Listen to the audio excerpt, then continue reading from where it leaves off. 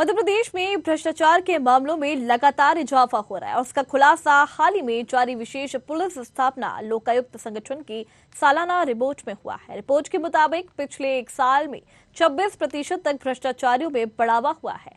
इस रिपोर्ट के आने के बाद सियासी गलियारों में घमासान मच गया। एक तरफ जहां विपक्ष सरकार को घेर रहा है, तो वहीं सरकारी कर्मचारियों ने इसे कानून में ढिलाई बताया है। देखिए पूरी रिपोर्ट। एक तरफ जहां मध्य प्रदेश भ्रष्टाचार के मामले में 6वें नंबर पर है, वहीं सरकारी कर्मचारियों का भी ये कहना है कि भ्रष्टाचार के मामले में अधिकारी के साथ उसकी पत्नी को भी दोषी करार दिया जाना चाहिए। साथ ही उसे मिलने वाली सारी सरकारी सुविधाओं को भी बंद किया जाना चाहिए और सरकार को भ्रष्टाचारियों पर लगाम लगाने के लिए सख्त कानून भी बनाना चाहिए। एक छोटे से हमारे कर्मचारी हो चाहे बड़ा अधिकारी हो, उनके यहाँ मतलब बहुत ज्यादा अकुत संपत्ति मिल रही है और इसमें कहीं ना कहीं वो कर्मचारी जो भी होता है वो ऐसे नहीं कमा लेता है, लोगों को, जनता को परेशान करता है, कहीं ना कहीं योजनाओं में वो प्रभावित करते हैं, तब जाके ये कमाई होती है। एक तरफ हमारे माननीय मुख्यमंत्री जी लगातार कह रहे हैं हम भ्रष्टाचारियों को छोड़ेंगे नहीं, और दूसरी तरफ ये मामले बढ़ते जा रहे हैं और सरकार ने भी कहीं ना कहीं इन पर रोक लगा रखी है। लोकायुक्त जिन चीजों में, प्रकरणों में, अभियोजन में स्वीकृति मांगता है उसमें भी कहीं ना कहीं अड़ंगे लगते हैं, तो इससे भ्रष्टाचारियों को हौसले बुलंद होते हैं। और हमने अपने संगठन के तहत ये मांग भी की है कि जो भ्रष्टाचार में पकड़े जाएं अधिकारी कर्मचारी, इनका निर्वाह भत्ता बंद होना चाहिए। अन्य प्रकरणों में पकड़े जाते हैं तो चालू रहेंगे, कोई बात नहीं है, लेकिन जो भ्रष्टाचार में है और इनमें सह आरोपी जैसा कि न्याय में है, कानून में है, इनकी पत्नी को भी बनाया जाए। क्योंकि जब कोई पति या पत्नी ऑफिसों में काम कर रहे हैं और कमाई, जब ऊपरी कमाई करके ला रहे हैं, तो सबको मालूम रहता है, किसी से छुपा नहीं रहता, उसमें बराबर का दोषी मानकर उनको सजा देना चाहिए। और जब तक ये लोग, ऐसे लोग नहीं बदलाव लाएंगे, तब तक सरकार में जो शुचिता की बात कर रही सरकार नहीं ला। मध्य प्रदेश के सरकारी विभागों में भ्रष्टाचार हावी।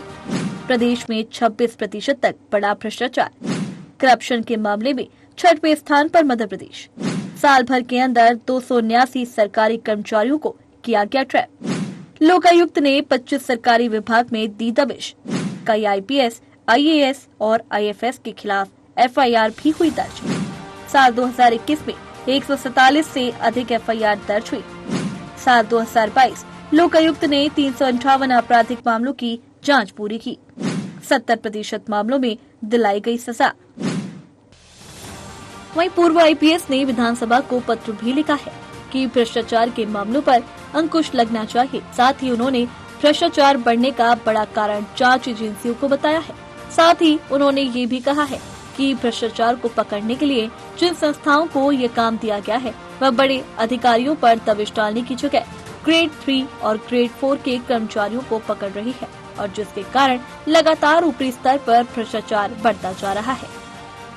देखिए, मध्य प्रदेश के अंदर जहाँ तक संस्थाओं का सवाल है, भ्रष्टाचार से लड़ाई करने वाले संस्थाएं अच्छी हैं और बड़ी पावरफुल संस्थाएं हैं, पर विडंबना यह है कि उनमें आपस के अंदर तालमेल नहीं है। सामान्य पुलिस की बात करें, जिनको अधिकार है भ्रष्टाचार के मामलों में और जो व्यापक हैं, सबसे ज्यादा फैले हुए हैं, सबसे बड़ी संस्था है, वो भ्रष्टाचार के मामलों में कुछ करती ही नहीं। सालों से उन्होंने कुछ नहीं किया, बड़े अफसोस की बात है। दूसरा रहा लोकायुक्त और आर्थिक अपराध शाखा, इनमें आपस में तालमेल नहीं है।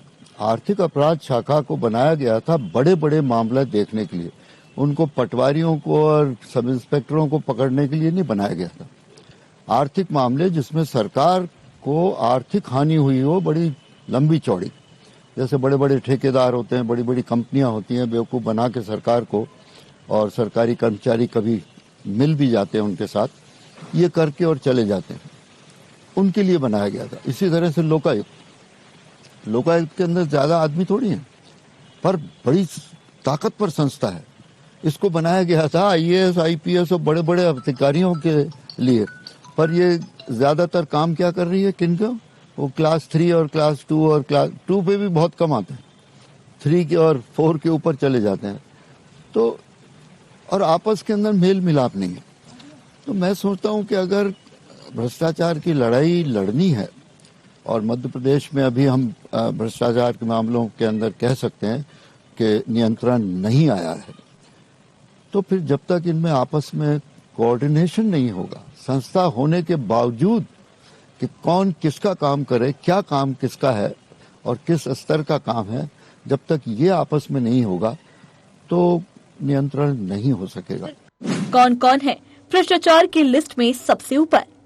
रिश्वतखोरों में पटवारी, clerk, doctor, DSP, director, engineer, नायब तहसीलदार, रेंजर सीईओ, एसटीओ और रेवेन्यू इंस्पेक्टर शामिल हैं। सबसे ज्यादा मामले राजस्व, पंचायत और पुलिस के। वहीं सत्ता पक्ष का इस पूरे मामले को लेकर कहना है कि बीजेपी जीरो टॉलरेंस पर काम करने वाली पार्टी है। जो भी व्यक्ति भ्रष्टाचार करता है उस पर बड़ी कार्रवाई की जाती है। देखिए, शिवराज सरकार की सजगता है कि शिवराज सरकार लगातार भ्रष्टाचार को लेकर सजग रहती है, भ्रष्टाचार को लेकर कड़ी कार्रवाई करते हैं और जीरो टॉलरेंस की नीति पर चलते हैं। जिस प्रकार के भ्रष्टाचार के मामले सामने आते हैं तो खुद ही छूट दे रखी सरकार ने कि इससे न खाऊंगा न खाने दूंगा। उसके कारण शायद इस तरह के मामले बढ़ रहे हैं, क्योंकि सरकार सजग है। सरकार चाहती है ऐसे तत्वों पर कार्रवाई हो। लेने वालों को भी जेल भेजने की बात हमारे मुख्यमंत्री जी मंचों से करते हैं। भ्रष्टाचार की शिकायत आती है तो अधिकारियों को मन से सस्पेंड करते हैं। इसके कारण शायद ये आंकड़े बढ़े। अब कांग्रेस सरकार में तो भ्रष्टाचार ही चारों ओर था, ला ले और आर्डर ले जा। इसके कारण इस तरह के मामले सामने नहीं आते थे। हमारी सरकार में रोज इस तरह के मामलों पर कार्रवाई होती है, इसलिए इस तरह की बातें सामने आ रही है। वहीं विपक्ष ने बढ़ते भ्रष्टाचार को लेकर सरकार पर हमला बोला है। पूर्व मंत्री पीसी शर्मा ने कहा कि सरकार हर एक परिप्रेक्ष्य में विफल नजर आ रही है। सभी सरकारी विभागों में चारों तरफ भ्रष्टाचार ही भ्रष्टाचार फैला हुआ है।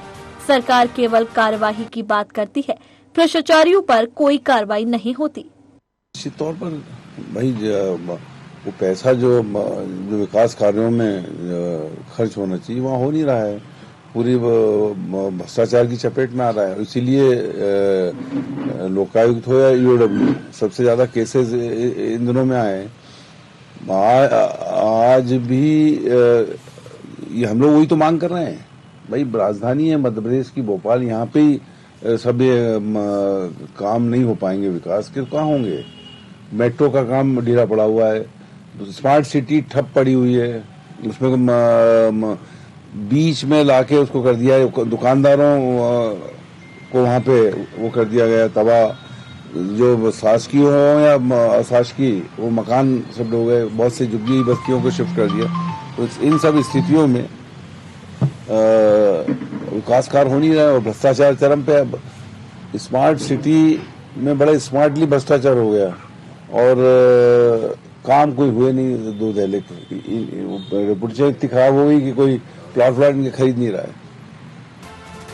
सरकार लगातार भ्रष्टाचारियों पर कार्रवाई करने की बात तो कहती हुई नजर आती है, लेकिन लोकायुक्त की यह रिपोर्ट काफी कुछ बयान करती है।